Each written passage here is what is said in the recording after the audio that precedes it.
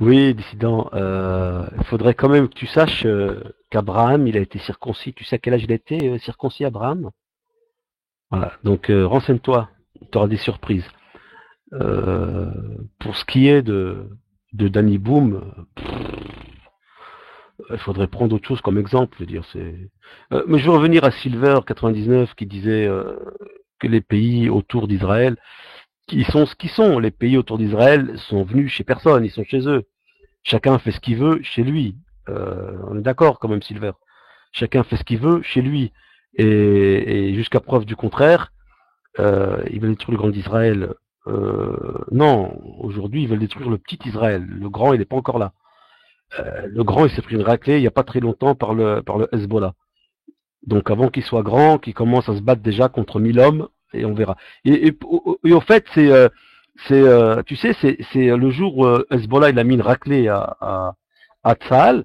Il faut savoir que, tu sais, ce Tsahal, les forces spéciales, c'était les Golani, hein. Tu sais, c'était pas des appelés, hein. C'était pas le gars, l'autre là, Galit là, je sais pas comment ça s'appelle, là, Galit là, celui qui a une tête de débile là, pour qui tout le monde pleure là, comment il s'appelle, Gilad Shalit là, ouais, qui a une tête de fou, on dirait qu'il sort d'une école, d'un hôpital psychiatrique avec sa tête. Lui là, voilà. Non, c'était des Golani, hein, c'était des Golani. Il faut savoir que les forces terrestres engagées contre le Hezbollah, c'était 30 000 hommes. 30 000, hein. Il y avait 30 000 hommes, dont les forces spéciales Golani. Tu sais, ceux qui ont des tailles basses. Tu sais, ceux qui mettent des treillis tailles basses où on voit leurs fesses derrière. Bah, c'était eux, hein. C'était eux qui étaient en première ligne, hein. Voilà. Donc, donc le Hezbollah a donné le nombre de ses forces armées pour affronter cette colonne de forces spéciales. C'était 1000 hommes. Ils étaient 1000 hommes contre 30 000. Voilà.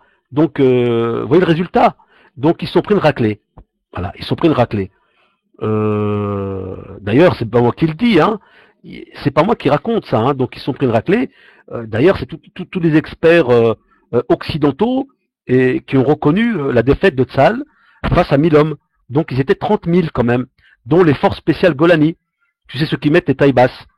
Voilà. Donc, c'est mal parti. Donc, c'est mal parti. C'est mal parti pour eux. Voilà ce que je voulais dire. En tout cas, c'était juste se remémorer cette fameuse bataille qui a humilié ces colons.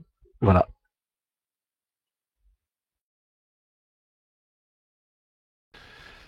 Oui, bonjour tout.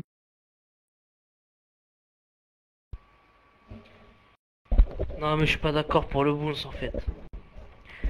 Bah, en fait, tout est lié en fait. Donc, quand il a parlé du communisme, le communisme c'est lié quand même avec le judaïsme.